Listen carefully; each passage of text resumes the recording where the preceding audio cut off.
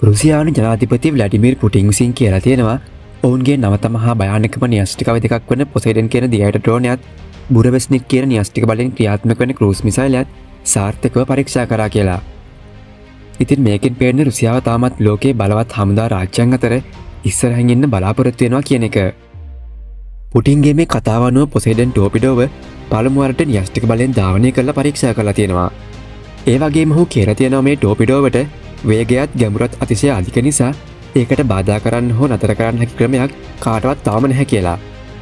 ඒ වගේම තව කියලා තියෙනවා මේ පොසයිඩන් ටෝපිඩෝ එකේ බලය රුසියාවේ වඩාත්ම බලවත් අවිවලින් එකක් වන සර්මාට් මිසයිලයට වඩා බලවත් බව. ඒ කියන්නේ මේ නව දියයට අවියට ලෝකයටම විනාශයක් කරගෙන එන්න පුළුවන් තරම් බලවත් එකක්. ඒ වගේම මේ ටෝපිඩෝව සාමාන්‍ය ටෝපිඩෝවක් නෙවෙයි. එය විශාල න්‍යෂ්ටික බලෙන් ක්‍රියා කරන දියයට ඩ්‍රෝන යානයක්. මේක සම්පූර්ණයෙන්ම නව තාක්ෂණයක්. ඒ වගේම මේ ටෝපිඩෝවට මුහුදේ ඇති ගැඹුරේ කිලෝමීටර් ගණනකට පවා යන්න පුළුවන්. එතනදී කිසිම සබ්මැරින් හෝ ආරක්ෂක පද්ධතියකින් එය හඳුනා ගන්න බෑ. ඉතින් මේකේ බලය ලබා දෙන්නේ න්‍යෂ්ටික ප්‍රචාරණ පද්ධතියකින් නිසා ඒට ඉන්ධන පිරවීමක් නැතුව අසීමිත දුරකට ගමන් කරන්න පුළුවන්. ඒ වගේම මේ ටෝපිඩෝව සබ්මැරින් එකකින් හෝ දියයට කඳුරකින් දියත් කරන්න පුළුවන්. එවිට මුහුදේ යටින් නිහඬව ගමන් කරලා සතුරන්ගේ වෙරළාසල පිපිරලා විශාල විකිරණ සුනාමියක් ඇති කරන්න පුළුවන්. එවැනි පිපිරීමක් වරාය නගරයක් විනාශ කරන්නත් විකිරණ හේතුවෙන් විශාල ප්‍රදේශයක් දූෂණයට ලක් කරන්නත් පුළුවන්. අනික හමුදා විශ්ලේෂකයෝ කියන්නේ මේ ටෝපිඩෝව ඩූම්ස්ඩේ වෙපන් එකක් කියලා.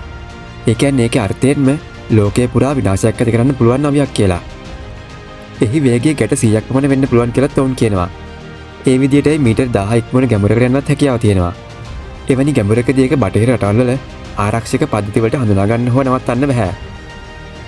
ඒ වගේම මේ ටෝපිඩෝ වාතය හරහා යන මිසයිල් වගේ රේඩාර වලින් හඳුනා ගන්නත් බෑ. අනික් පැත්තට බුරවෙස්නික් කියන මිසයිලයත් අමුතුම එකක්. රුසියාව මේකත් පරීක්ෂා කරලා බලලා තියෙනවා. ඒ වගේ මේ මිසයිලයත් න්‍යෂ්ටික බලෙන් ක්‍රියා කරන එකක්. සාමාන්‍ය මිසයිල් වලට ඉන්ධන අවශ්‍යයි. ඒත් මේකේ බලය ලබා දෙන්නේ ඇතුල් න්‍යෂ්ටික ප්‍රතික්‍රියාකාරකයකින්. ඒ නිසා මේක දිගු කාලයක් ක්‍රියාත්මක වෙන්න පුළුවන්. ඒ කියන්නේ ලෝකෙ වටේම ගිහින් පස්සේ ඕනෑම දිශාවකින් පහර දෙන්න පුළුවන්. මේකේ ලොකුම වාසිය තමයි ඒ ඕනෑම දිශාවකින් ඕනෑම කෝණයකින් පහර දීමට හැකියවීම. බටහිර රටවල මිසයිල් ආරක්ෂක පද්ධති වලට සාමාන්‍ය මිසයිල් මාර්ග අනුගමනය කරලා ආවත් නවත්තන්න පුළුවන්. නමුත් බුරවෙස්නික් එහෙම නෙවෙයි. එය අඩුවසකින් පියාසර කරලා මැද මාර්ගය මාරු කරලා ගමන් කරනවා. කෙටියෙන් කිව්වොත් මේ දෙකම ලෝකයේ අතිශය බියපත් කරන න්‍යෂ්ටික අවි දෙකක්. රුසියාවට කවුරුත් පහර දෙන්නේ නොහැකි බව සහතික කරන අවසාන බාධක දෙක කියලා හිතන්න පුළුවන්. පුටින් මුලින්ම පොසයිඩන් සහ බුරවෙස්නික් කියන මේ අවි දෙකම හඳුන්වා දුන්නේ 2018 දී ඔහුගේ රාජ්‍ය දේශනයේදී. ඒ සමගම සර්මාට් අන්තර්මහද්වීපික බැලිස්ටික් මිසයිලයත් කින්සාල් හයිපර්සොනික් මිසයිලයත් වගේ තවත් අවි කිහිපයක් ගැනත් ඔහු කිව්වා. ඒ වෙලාවේ බටහිර රටවල් වල විශ්ලේෂකයන්ට ප්‍රශ්නයක් ආවා. ඒ තමයි ඒවා හරියට ක්‍රියා කරනවද කියන එක. නමුත් දැන් මොස්කව් කියන පරිදි රුසියාව ඒ අවි ක්‍රමවත් කරලා පරිපූර්ණ අතට ගෙනා බවක් පේනවා. මේකෙන් පේන්නේ රුසියාව තාමත් මිලිටරි තාක්ෂණයෙන් ලෝකයේ ඉදිරියට යන්න පුළුවන් රටක් බව. විශේෂයෙන් න්‍යෂ්ටිකයි වලින්. ඉතින් මේ නිවේදනයේ පැමිණි කාලයත් වැදගත්. මේ වෙලාවේ රුසියාවට ඇමරිකාවෙන් සහ යුරෝපයෙන් දැඩි සම්බාධක පනවා තිබෙනවා. ඒ වගේම යුක්‍රේනට එරෙහිව යුද්ධයක් කරගෙන යද්දී අභියෝග බොහොම වැඩි. ඒ අතර බටහිර රටවල් රුසියාවට කියනවා යුක්‍රේනයෙන් පිට වෙන්න කියලා. ඒත් පුටින් එතනින් පසු බැහැ නැහැ. ඒ වෙනුවට ඔහු මේ නව න්‍යෂ්ටික පරීක්ෂා කිරීම කරලා බටහිරට පණිවිඩයක් යවනවා. ඒ තමයි රුසියාව බියපත් කරන්න හෝ බරපතල සම්බාධක වලින් මිදලන්න බෑ කියලා. මේ අතර වොෂින්ටනේ යුක්‍රේනයට නවීන අවි බුද්ධිතොරතුරු සහ මූල්‍ය ආධාර ලබා දෙනවා. ඒ වගේම රුසියාවේ තෙල් හා ගෑස් කර්මාන්තය මතත් දැඩි සම්බාධක දාලා තියෙනවා. ඉතින් ඒක තමයි රුසියාවේ ආර්ථිකයේ ජීව රුධිරය කියලා කියන්න පුළුවන්. ඒ නිසා පුටින් මේ නව න්‍යෂ්ටිකල් පෙන්ලා කියන්නේ අපි තාමත් ලෝකයේ විශාලතම න්‍යෂ්ටික බලය තියෙන රට කියලා. ඒ කියන්නේ රුසියාව කොටු කිරීමට හෝ පරාජය කිරීමට උත්සාහ කරොත් ඒක ලෝකයටම විනාශකාරී ප්‍රතිඵල ගේන්න පුළුවන් කියලා උන් කියනවා. ඒ වගේම දේශපාලන විශ්ලේෂකයෝ කියන විදිහට මේක රුසියාවේ දිගුකාලීන උපාය මාර්ගයක කොටසක්.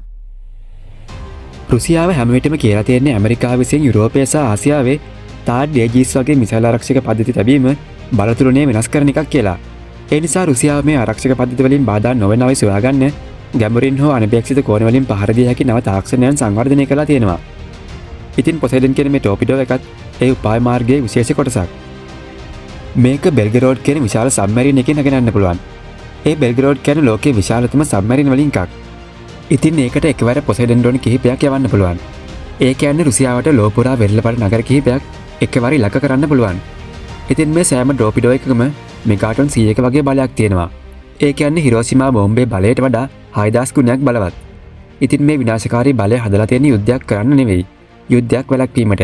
ඒ තමයි එහෙම විනාශයක් ඇති කළ හැකි බලයක් තියෙන රටකට කවුරුත් පහර දෙන්න හිතන්නේ නැහැ.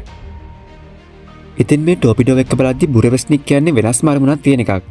ඒකෙන් පේන්නේ රුසියාව හසෙත් බලය තබා ගන්න උත්සාහ කරන බව. ඉතින් ඇමරිකාව රහසිගත බෝම්බ යන හයිපර්සොනික් මිසයිල් වගේ දේවල් නිෂ්පාදනය කරද්දී රුසියාව තමන්ගේ අවි අනපේක්ෂිත බවට පත් කරලා තියෙනවා. ඉතින් බුරෙවස්නික් කියන එකේ න්‍යෂ්ටික එන්ජිම නිසා ඒක අහසේ තිබෙනවා කියලා හඳුනා ගන්න අමාරුයි. ඒක ගුවන් යාන වලින් යුද ටැංක වලින් හෝ විදාන මධ්‍යස්ථාන වලින් ස්වාධීනව ක්‍රියා කරන එකක්. ඉතින් මේක හඳුනා ගන්නත් විනාශ කරන්නත් බොහොම අමාරුයි. ඇත්තටම මේ තාක්ෂණය ඉතාමත් අවදානමක්. මොකද විකිරණ කාන්දුවීමක් වගේ ප්‍රශ්න ඇති වෙන්න පුළුවන්. ඒත් රුසියාවට මෙවැනි අවදානම් ගැනීම වැදගත්. මොකද එවැනි තාක්ෂණයකින් ලෝක බලතුලනය තවදුරටත් තමාට පාලනය කරන්න පුළුවන් කියලා වුන් විශ්වාස කරනවා.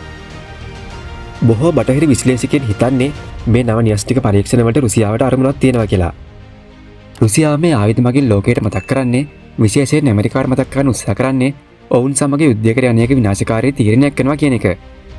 ඔවුන්ගේ අරමුණ අවිභාවිත කරන්න නෙවෙයි. ඒක පෙන්නලා බටහිර රටවල් බිය ගැනීම. ඉතින් දැන් පුටින් කියනවා රුසියාව දැන් විශාල න්‍යෂ්ටික අභ්‍යාස පවත්වනවා කියලා. ඒ අභ්‍යාස වලට බෝම්බ යන අන්තර්මහාද්වීපික මිසයිල විදාන මධ්‍යස්ථාන වගේ මේ හැම දෙයක්ම එකට සම්බන්ධ වෙලා තියෙනවා. ඒ වගේම මේ අභ්‍යාස වලින් ලෝකයට යන්නේ පැහැදිලි පණිවිඩයක්. ඒ තමයි රුසියානු භූමියට හෝ රුසියානු අරමුණු වලට තර්ජනය කරොත් අවශ්‍ය නම් න්‍යෂ්ටික බලය පාවිච්චි කරන්න පුළුවන් කියන එක. ඉතින් යුක්‍රේනය ගැන කියද්දී පුටින්ගේ තීරණය පැහැදිලියි. ඔහු කියන්නේ සාකච්ඡා මාර්ගවලට යන්න බෑ කියලා. ඔහුට ඕන රුසියාව අත්පත් කරගෙන ඉන්න ඩොනෙට්ස්, ලුහාන්ස්ක්, සැපරෝසියා, කර්සන් වගේ කලාපවලින් යුක්‍රේනය ඉවත් කිරීම. ඒ වගේම යුක්‍රේනය නේටෝවට එකතු වීම වැළැක්වීම. නමුත් යුක්‍රේනයත් බටහිර රාජ්‍යනුත් මේ ඉල්ලීම් පිළිගන්න කැමති නැහැ. ඒ නිසා පුටින්ගේ ක්‍රමය තමයි රුසියාවට ලෝකෙම විනාශ කරන්න පුළුවන් න්‍යෂ්ටික අවි තියෙනවා කියලා මතක් කිරීම. ගැටියෙන්ම කිව්වොත් පොසයිඩන් සහ බුරෙවස්නික් කියන මේ අවි දෙකම රුසියාවේ නව න්‍යෂ්ටික යුගයක් ආරම්භ කරලා තියෙනවා. ඉතින් මේ දෙකම සාමාන්‍ය අවි නෙවෙයි. එකක් මුහුද යටින් නිහඬව ගමන් කරනවා. අනික අහසේ නිමක් නැතිව පියාසර කරනවා. මේ දෙක එකතු වුණොත් ලෝකයට යන පණිවිඩය පැහැදිලියි. ඒ තමයි රුසියාවට තාමත් සුපිරි බලයක් තිබෙන බව සහ ලෝකයට බේදෙන්න පාලනය කරන්න ඔවුන්ට පුළුවන් කියන එක. ඉතින් මේ ආයුධ රුසියාව භාවිතා කරයිද කියලා තාමත් අවිනිශ්චිතයි. ඒත් ඒවා ලෝක බල සමීකරණය නම් වෙනස් කරලා තියෙනවා. ඉතින් මේ ගැන ඔබේ අදහස පහලින් කමෙන්ට් එකක් විදියට දාන්න. වීඩියෝ එක හොඳයි කියලා හිතනවා නම් ලයික් එකක් දාලා තව කෙනෙක්ට බලන්න ෂෙයා කරන්න. ඒ වගේම අපිව සබ්ස්ක්‍රයිබ් කරන්නත් අමතක කරන්න එපා.